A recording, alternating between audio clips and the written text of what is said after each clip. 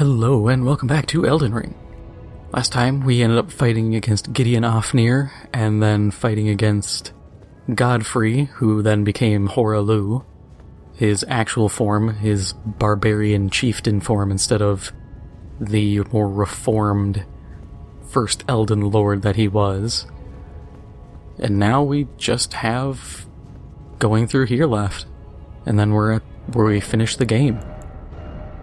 Between episodes, I ended up going back and buying Horalu's armor, which is somewhere.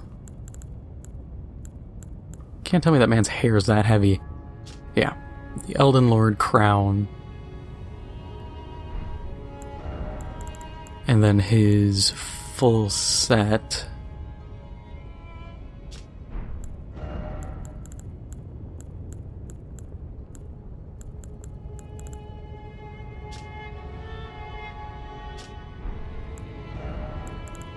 But it's interesting, the story we've gone through so far, considering we fought what was literally his grace stripped from him, and then come back and fight him as a person. But we're at the end game. We've finished all the storylines. We've got almost every item. There's a few things I'm missing, but they're nothing really important.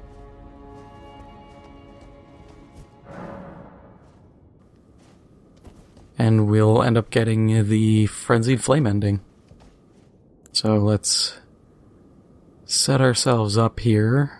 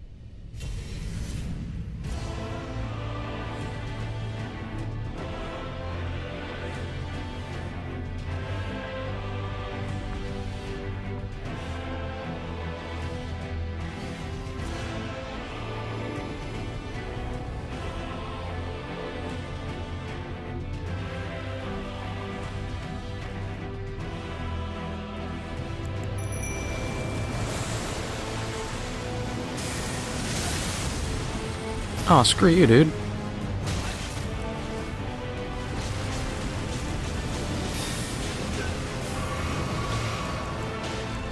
Literally like 1 HP.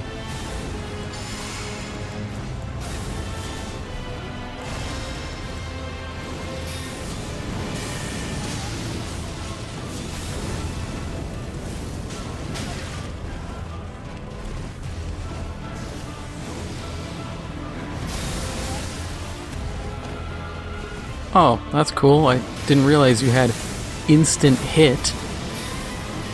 To my knowledge, that ability has a, second delay. It doesn't instantly go off.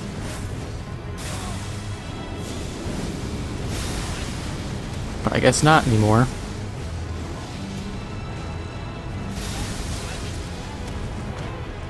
Oh, God. I forgot how painful this fight is.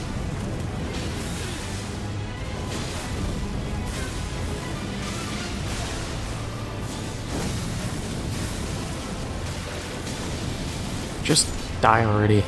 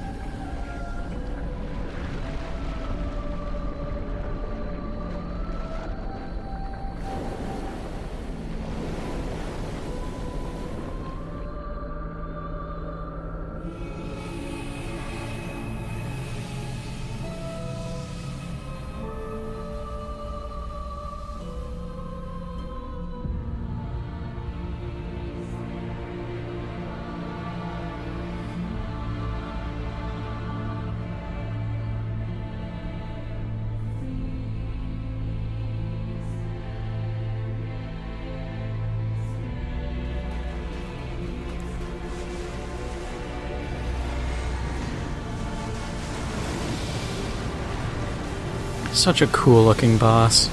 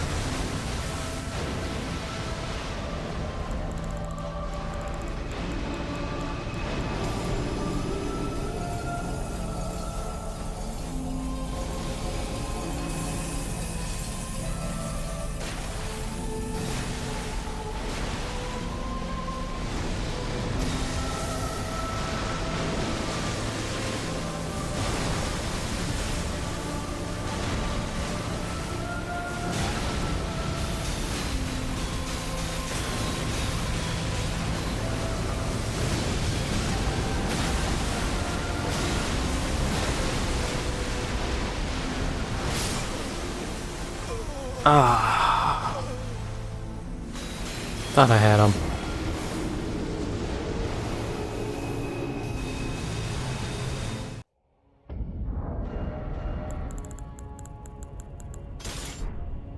Should have had the Great Hammer just for my summon.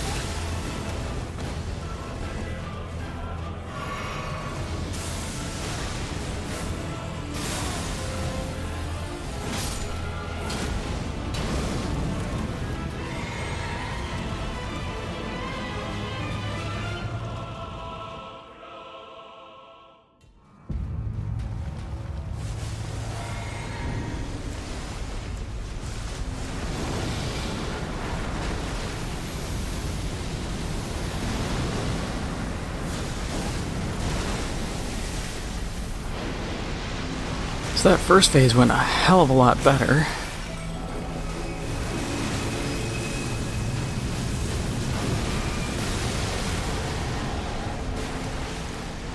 That hurt a bit, but that's fine.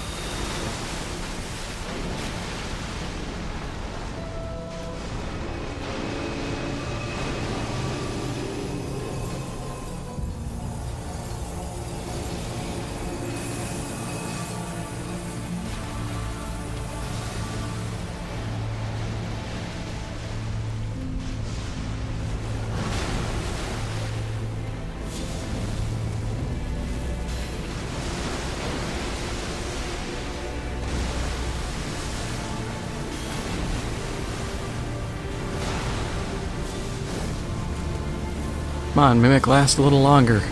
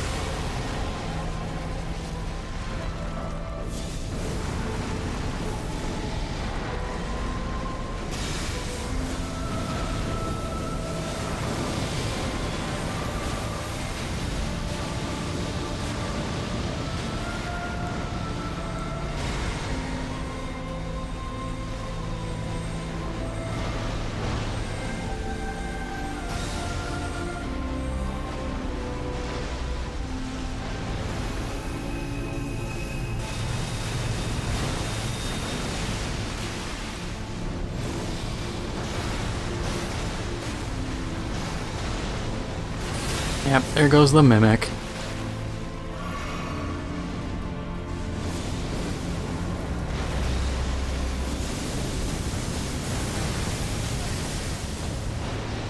Oh, it's a moving attack. I didn't realize that.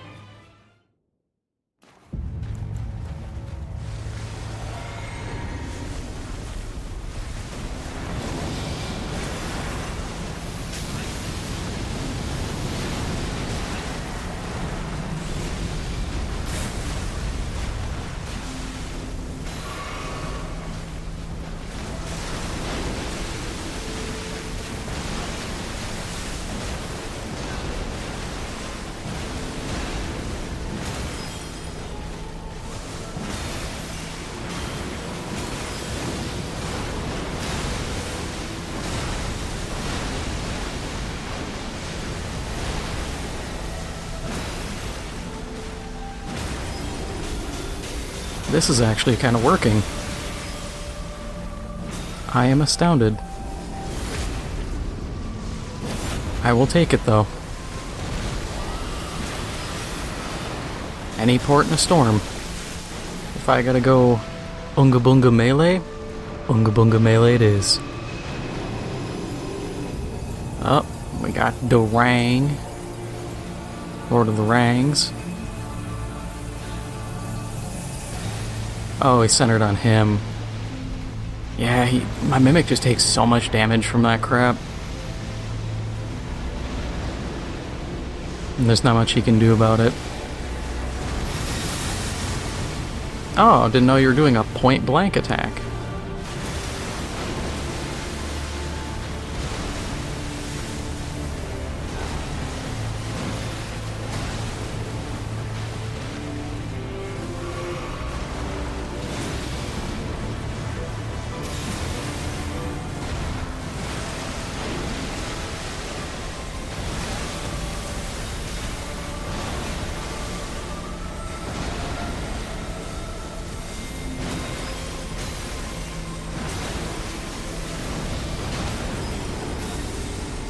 Yes, another stagger.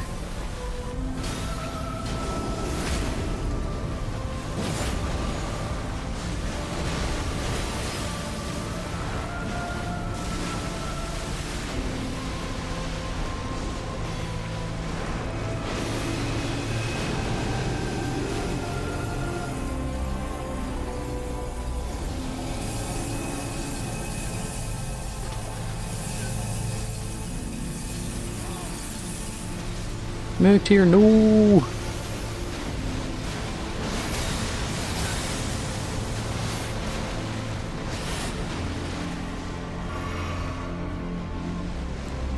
Out of heals.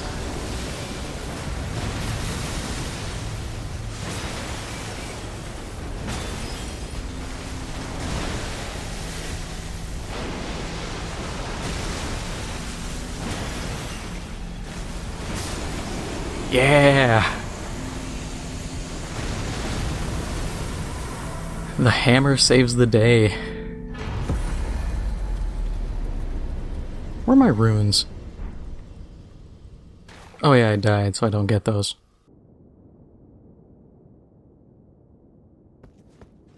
Oh, they're over here, neat. I would like those back, thank you. They were nothing. Yeah.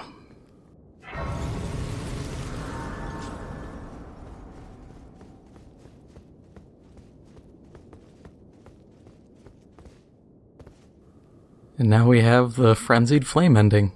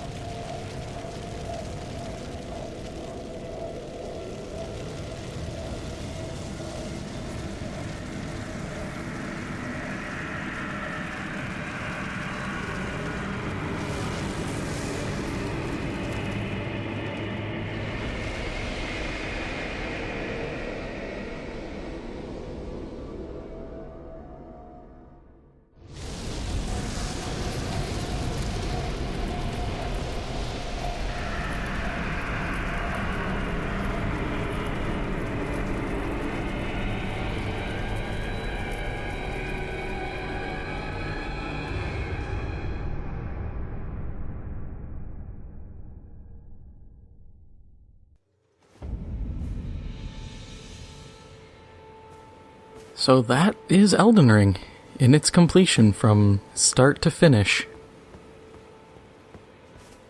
For everybody who kind of showed up middle towards the end, you know, thanks for swinging by at some point. For those who've come around last few episodes, once again, thanks for swinging by.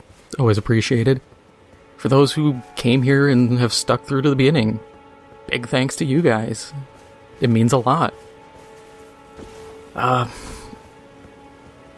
As for the future with this, I'll come back for DLC, for sure.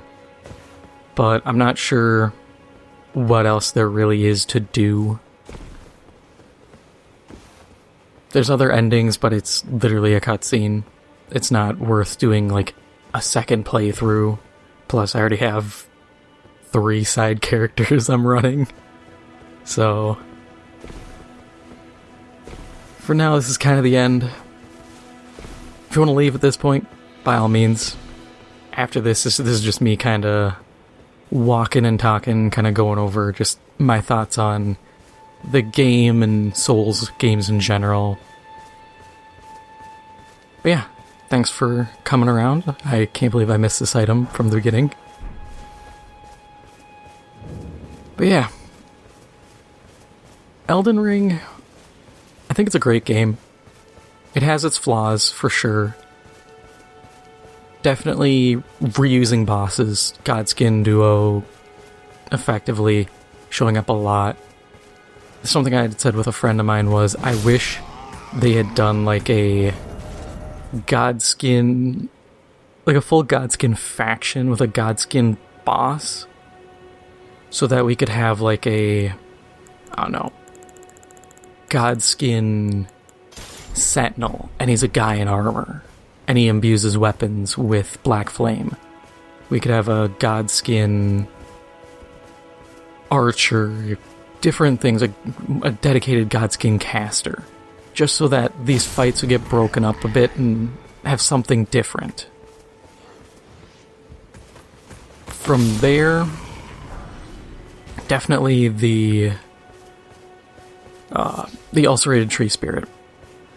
It's one of those fights where at first it's like, oh, cool, and I kind of expect it to come back. It's like the Capra Demon. It's like a lot of early Souls bosses where when you fight them, the game's like, okay, you fought these guys early enough, they're going to be a recurring enemy, and they kind of lose that boss status, which is fine. But man, I got sick of the ulcerated tree spirit. It went from like, oh, I have to learn their patterns, to just like, yep, I'm on autopilot. Then, I think that was the biggest one. Reusing, like, the magma worm, that was whatever. It was seeing it a third time. No, yes, 3 times. Because there's the magma worm in the ruins to get to Altus Plateau, the one in Consecrated Snowfields, and then the one at Volcano Manor. 2 at Volcano Manor, because there's the one down in the lava and then the one by where you see what's his name? Alexander. Which I just remembered, I'll just tell you. You go back to Jarrite and Jarbaron, and you give the piece of Alexander, and you get a talisman that lets you have more effective pots. I think it's the talisman. It's nothing special. If you're going for a pot build, sure, but I don't know anyone who intentionally does pot builds. Oi. You there. Could you... Oh yeah, I forgot Bach. Yeah, I'm not bothering.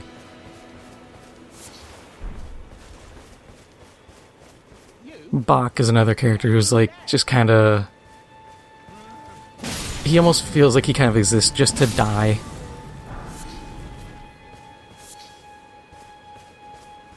But the characters in this game I thought were fantastic.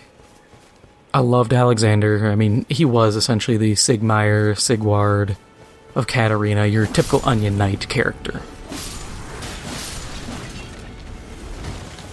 The lack of lore was a little bothersome because other Souls games had more lore, and this just felt like kind of a, hey, we didn't want to put as much in.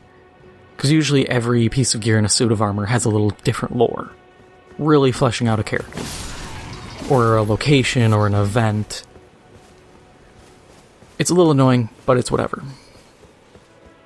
I wish spells were more useful, and I say that going through as a caster, but what I mean is Madness is useless in 95% of the game. Yeah, it's got stagger, yeah, it's got fire damage. But the Madness effect is only good against NPC invaders, player invaders, and the very rare cases like Sir Gideon Ofnir, where it's like, oh, okay, he's just an NPC player character kind of deal boss. If it weren't for that, it wouldn't work on him. Then you have stuff like Death Magic. Death Magic is completely pointless. There's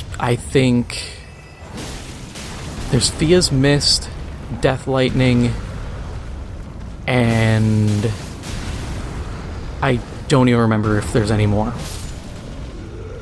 It's such an underutilized spell category, and it could work on these guys. We have the animation of the like thorns coming up and grabbing the person and kind of impaling them.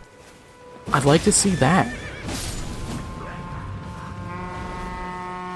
And if the matter is, well, Death Blight's so powerful because it's an insta-kill, rework it. Nothing has to be an insta-kill. It can be just a chunk of damage, honestly replacing Bleed. Bleed should have been a damage over time. And then just stuff like that, because I look at things I'd like to see come back in future games, or in DLC like Petrification or Curse from Souls. The thing is, they would just do the same thing as Death, and it would need to be reworked. I also can't believe I forgot this chest here, but this is just an axe. Yeah, the great axe. It's not bad, but it's whatever. I've seen people complain about the world. I think the world in this game is fine. I wish there was a chalice dungeon, but that system doesn't work in this game. If it were to work, we would need blood gems. And, I mean, I wouldn't be opposed to it. I thought blood gems were a fantastic addition to Bloodborne. Random gen traits that you can socket into a weapon added a ton of depth. And I'd love for weapons to have different slots, or different numbers of slots. Different things like that. There's a mod, if you have the PC version of this, that lets you go, and what is it? It turns it into essentially Diablo. Different stat rolls, different everything. Different Ashes of War equipped, so you actually have a reason to kind of farm and kill enemies and what have you. But, like, the combat's fine in this game. I don't have a problem with any of it. I just didn't like Bleed becoming so powerful. Poison is trash. Whether it's lethal poison or regular poison, first off, they need to differentiate, making them look the same and just, oh, in the description, the lethal poison. Nah, it should have been a different looking thing. Sleep would have been cool to actually have more use than an arrow, a pot, and then one sword. Because it's a cool concept, it just doesn't get enough support to actually become anything. And that's such a disappointment. And because it strips away pretty much all your FP, it's essentially jacked madness. In that respect, madness has... No, it's just jacked madness, because in the end, when you use it, the target, unless they get hit again, is left completely open for a critical hit, which is immensely powerful.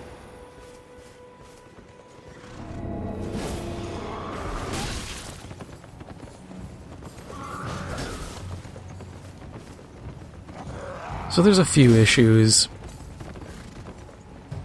I'd like to see... Admittedly, people complain about, like, Dark Souls 2. Dark Souls 2 had a lot of issues, I'm not gonna lie. But I did like a lot of the bosses. The Flexel Sentry and, like, the adventurers, where it felt like you weren't the only person exploring this world. You were running around, and then you'd find that. I'd love for random... I'd like roaming, respawning bosses. Like a team of adventurers. Suddenly you get this idea of, oh, well, I'm not the only Tarnished. Because it feels like that. You have the handful of Tarnished who are just like, yeah, I can't see the grace anymore, I gave up, I'm just chilling here. And that's it. Or you could have, in Limgrave here, you could have Godric's, like, hunters. And they'd be a group of NPCs that'll randomly invade that can... I was hoping to show off sleep on him, but they can end up coming after you. Which reminds me, there was a group of invaders in Dark Souls 2 that had, like, this armor with dreadlocks on it that looked like the Predator. And I loved it. I'd love to see stuff like that come back. I think PvP is kind of wasted. It's always been in these games because it's so meta-focused that you're either playing meta or you're getting stomped. Yeah, that's sleep. And as you can see, I can just go up. Oh, dead.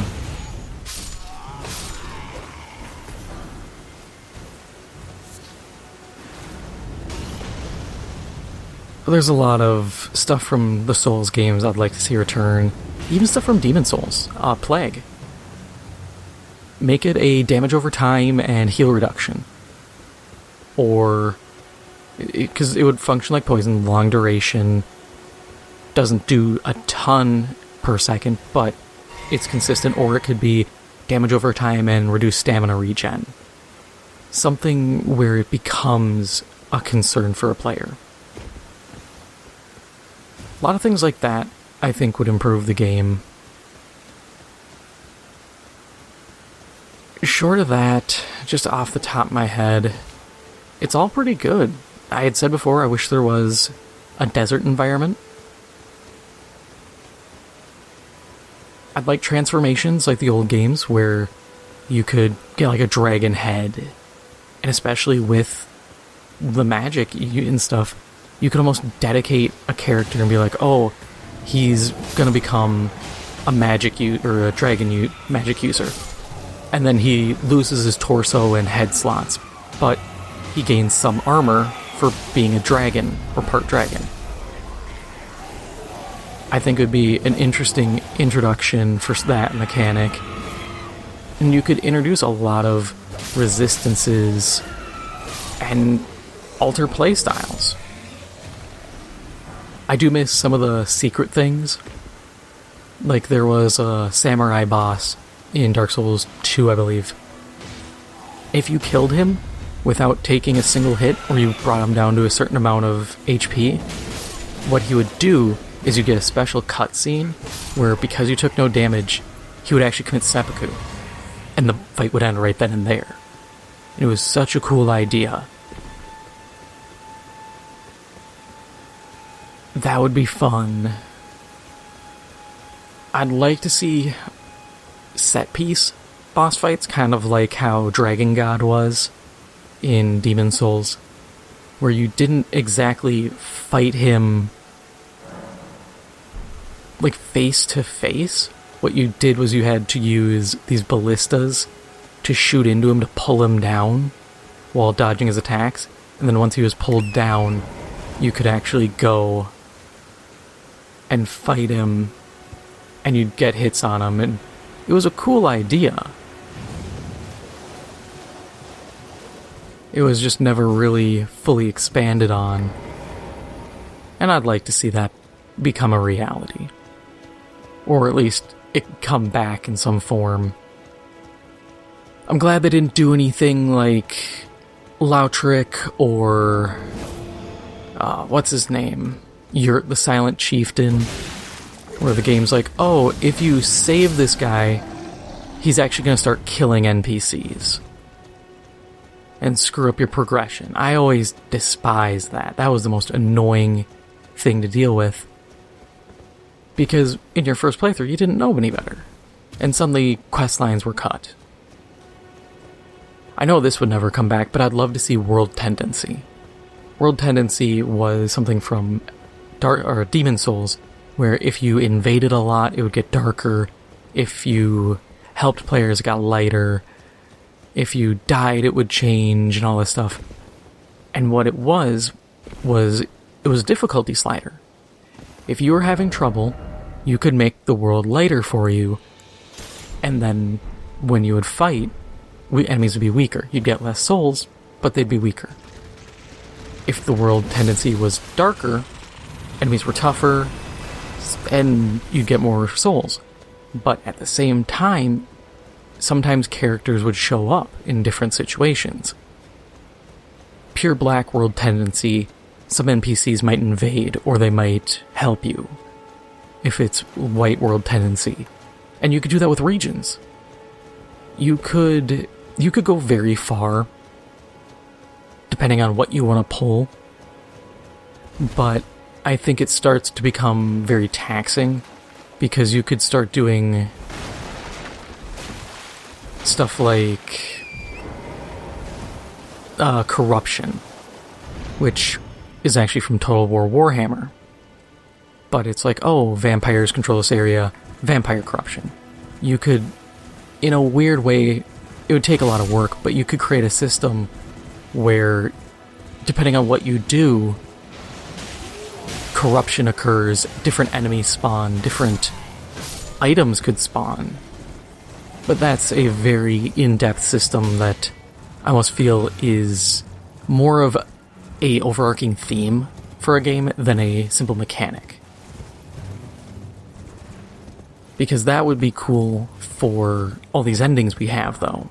Like, oh, Frenzied Flame, well, now all these things, there's more enemies that deal madness damage in this area. Or something like that, or the inverse of you doing something, but there'd have to be some kind of counterbalance so that you can have purified areas, or you can corrupt areas, or areas can be corrupted against you. And that's a lot of work, that's a lot of thinking. And even now, I'm not sure how I would do it. Give me a while, I could probably rough out something, but in general, that's a very challenging design. I don't like that that's there. That makes me think Agheel's alive, but I killed him. So I don't know why this is back up.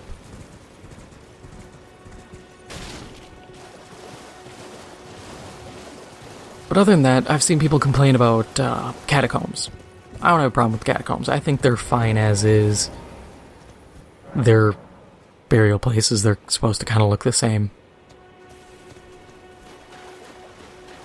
I really don't have a problem with the dungeons. I like the mix of legacy and standard dungeons.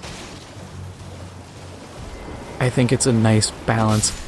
I wish there was something like a bonfire ascetic, where if I wanted to, I could sit down and say, hey, I want to crank up the difficulty of this area, which could be kind of a tendency or corruption kind of deal, where I burn an item, and then the area resets, becomes more difficult. Maybe I want to run... I mean, the problem there is if you run like, oh, I'm going to run this starting mine dungeon. Well, I can run that easy. I can run that at new game probably +5 without a problem. And at that point, I'm just farming souls. So I guess there is some limits that would have to be in place, or some restrictions. I love the Ash of War system. I think it's phenomenal. I'm not sure what I would really change on it, simply because, as it stands, it kind of serves all the purposes it needs to. Some weaker Ashes of War I'd like to see get buffed, if we're gonna look at them quick, just off the ones I have. Like, a lot of the basic ones don't really serve a lot of purpose. Lion's Claw is good if you want to style on people. It can flatten enemies, which is useful. But some of the stuff you just don't see very often. Like, I don't see people use Spinning Strikes. I don't see people use Charge Forth unless it's innately on a weapon. Square Off, Phantom Slice. People abused Royal Knight's Resolve. There are things that could do with buffs. Some of them, like Lightning Ram, are kind of memey, which I don't think is entirely wrong. It's just... it's a meme. The weapons in general, I think, are good. Like a few more thrusting weapons. I'd like a few more katanas. Short of that, it's all pretty solid. I'd like casting items to be a little more varied. I think of like the Insanity Catalyst and stuff from older games, from Dark Souls and from Demon Souls. and stuff like that. I'd like to see... I wish Covenants were back in the game. I think Covenants are a sorely missed thing because they offered something interesting and they gave players something to do. Blue Phantoms? No one's a Blue Phantom. Flat out, nobody plays as Blue Phantoms. You'll find them occasionally, but I've had invaders show up and just lollygag around and no hunters show up. And I think part of that is the problem of the items. See if I have them here. You have to buy these. Players aren't gonna know, oh, I have to go find the Twin Maiden Husks, and then from there I can buy these items, and then I have to activate them, and I can turn them off and on. People don't know that. In the old games, they just kind of hit you over the head with it and were like, hey, here's a Covenant, here's the Blue Phantoms, they will help you. Here's the call for help, use it if you get invaded. And it was straightforward. It worked. Nobody was having a problem. And yeah, I miss a lot of the old stuff. I miss like Rosaria's Fingers. That was a problem I had, because we have Recusants and Bloody Fingers, and I'm sitting here, I'd play with my friends, and I'd go, what's the difference? A name? I don't get anything different.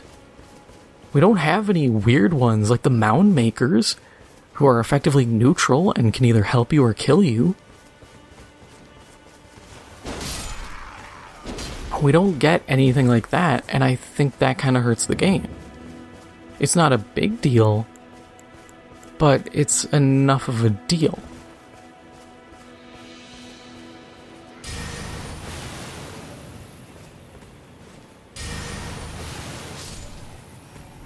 And Covenants were also cool because they added unique weapons. I always remember all this stuff for like Gravelord Nito, the Gravelord armor, and the sword, and the spells. They always stood out. And not having those unique things just feels like it's missing. Or the factions like the Farron guys, or the Royal Rat Authority, who their whole job was just, yeah, we're gonna invade in this area. And if you don't have these Covenants, I'd appreciate at least having these enemies show up to be a persistent threat. This way players get that PvP feel without PvP. Yeah, they're not going to be as dangerous as an actual player, but sometimes that's all you need. Not, especially with this game, not everyone's a PvP guy. A lot of players are relatively weak. They're players who are casual. This is their first Souls game. So it doesn't need to be hardcore PvP. That's why I thought the Colosseums were a bit moot. The people who do PvP already do it. Way over here, the main Academy Gate, if we look, multiplayer, that's like high PvP. If you look anywhere else, like there's literally no PvP here. These are just summons. Because people don't invade anywhere else, or they just kind of let the system pick for them. They chose that area in here because they're flat areas for PvP. The only reason the Colosseums are a thing is because you can enforce the proper dueling rules. No heals, none of that. You can use FP flasks, but you can't use any healing. Because I find a lot of the new people, they don't follow these rules. They're like, oh, well, why do I have to follow them? Because it's the common courtesy. If you're invading, you don't get rules. You either get jumped by a 3-man stack, or you can use all the cheap tactics to kill the host. But when you're in a proper duel in a fight club, you have rules. And people don't like that, and I think it's a bit absurd, and that's just me. And I'm not even a PvP guy. I despise PvP. I use, Unendurable Frenzy because I cheese the hell out of fights. But even I understand the rules and the fact that these things exist for a reason. I'm excited for DLC. We know it's coming. I've seen people who are like, is it really gonna happen? Yeah, this game sold so well that FromSoft was like, yeah, we have to keep this train going. I wouldn't be surprised if they're making DLC and working on Elden Ring 2. That wouldn't surprise me in the slightest. I figure it'll be a while because this large open world stuff it's a lot of work. Which, speaking of, I love the open world. I do think it gets kind of weak around here. Once you hit Altus Plateau, the open world kind of starts to get pretty bad. Because this is so full of stuff. So many dungeons and locations. Caelid, admittedly, like almost half of Caelid is just empty. But Caelid is just this nightmare. I remember when I first got to Liurnia and the map expanded, I was like, oh my god, there is so much. Because I didn't realize it went this far. And then we had Altus Plateau, I'm like, oh, this is all the plateau, and then Leyndell? And, like, Mount Gelmir makes sense, it's a bit more vertical. But then Mountaintops of the Giants and Consecrated Snowfield are just so empty. It was a bit disappointing. I felt like there could have been something over here. We could have had something along here. Maybe something, once you beat the boss, once you beat the Fire Giant, something over here. Or something else hidden in this area.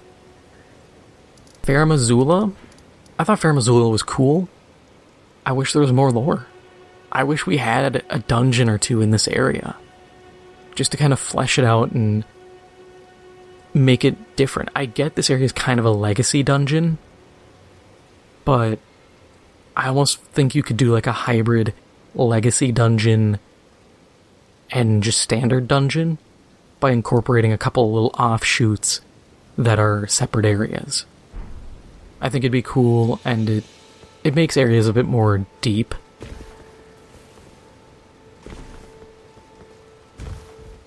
Trying to think what else there really is. Everything's kind of covered. The music's fine. Graphics are fine. I've heard complaints. I don't think the game needs to get any higher graphics. Yeah, when you look at the stones and stuff up close, they're kind of muddy, but that's kind of the point. It's a third-person game, and the games have always been stylized. There's a certain look. It doesn't need to be hyper-realistic because I'm casting magic and fighting dragons. What realism do I need? Now get wrecked. But I guess the big thing is just, I'd love for Chalice dungeons, because at this point we have no replayability. There's the alternate endings, and that's it. Chalice dungeons in Bloodbourne, as much as I hated Bloodbourne, which I know is a cardinal sin to many people, I didn't like trick weapons. I didn't like that Arcane was very limited, and you had to get the DLC to get anything worth a while.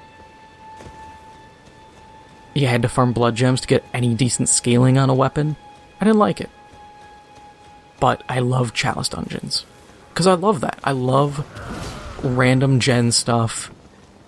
Because when I'm bored, I can just go, oh, I'm just going to run something quick. I'm going to goof around.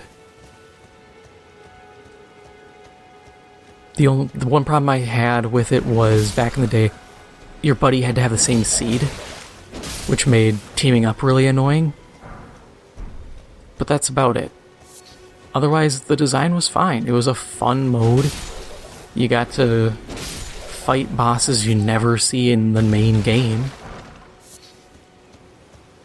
And that was an interesting bit of depth to it.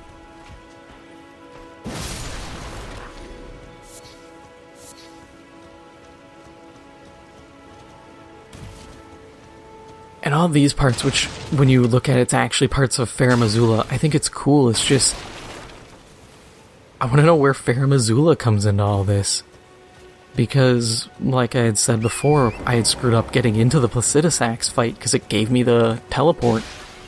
But the tornado in the center slows down and starts swirling backwards, and time seems to rewind. And it's this matter of, like, where does this play into everything?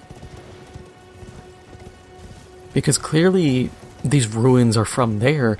Was Fair Missoula attached somewhere? Was it right here?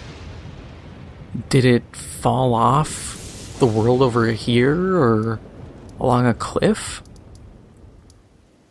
It's such an interesting and relatively unexplained location. I've heard people talk that this is gonna move and there's gonna be a location here, but I think that'd be too small for a DLC. And that's kind of the thing, is this map gonna get any bigger? People have talked about going to where Godfrey's from. I can't remember what exactly it's called. It's like the Land of Barbarians or whatever. But that's an option. There's talk of going into people's dreams. Because there was some cut content that had that. And we might be able to go into Miquella's dream, or Miquella might awaken. And I think they're all interesting ideas. Each one offers a very novel concept. Dream walking would be cool, but how do you do it for, like, my playthrough? A lot of people are dead. I can't dream walk into Dee's dream, he's gone. Corin's gone. Dialos is gone, Alexander's gone.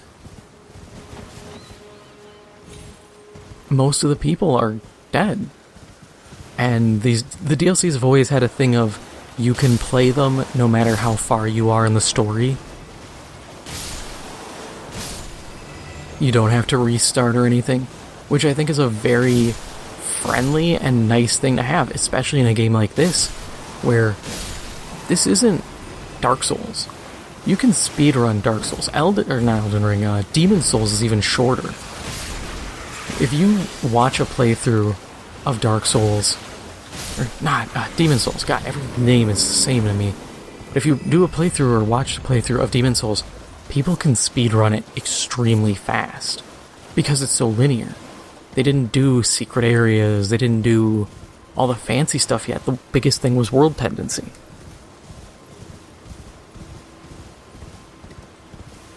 But yeah, since I'm struggling for ideas at this point, I guess that's kind of it.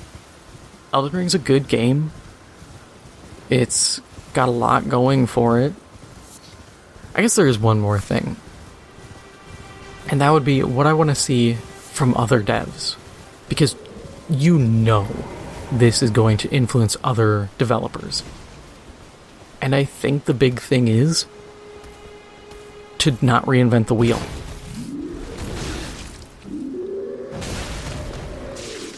This game does open worlds fine. Copying it is fine. Maybe improve on it a little bit, make the worlds a little more interesting, a little bit bigger, a couple more dungeons, mix up the bosses a little more. You know, the stuff I mentioned. Otherwise, the only other things I can think of are like I'd mentioned before, very briefly, a feat system, where you tailor your character a little more. Oh, give up a level, get the ability to cast faster, get a little bit of fire resist, and maybe a little extra damage on fire spells. Little things like that. Make it so you build your character in a number of ways. Yeah, you could get every feat, but you're gonna have to put a ton of levels in, and you're sacrificing stats. People would do all feat runs or no feat runs, things like that. It's all an option. I hope that Remnant 2, even though it's so far along in its development, I hope they've learned something from this. I'd like to see the Surge come back with a new game, Surge 3. Learn from this game. Learn from Bloodbourne. Learn from all these other games and make something great. Because yes, you have to compete with FromSoft. Yes, you have to compete with every other game. But as much as it's a competition, I think it's all a progression. It's for the betterment of the genre, for the betterment of the games. When there's no competition, games don't feel a need to improve. Developers don't feel challenged. But as long as there's challenge, and there is someone saying we can do something better, everyone wins.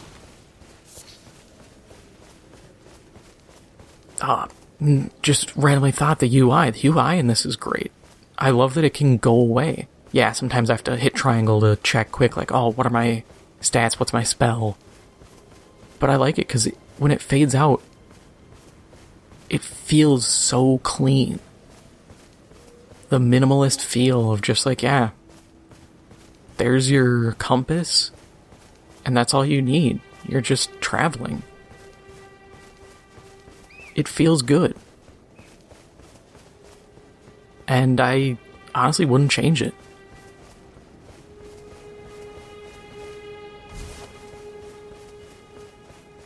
Now I think we're done.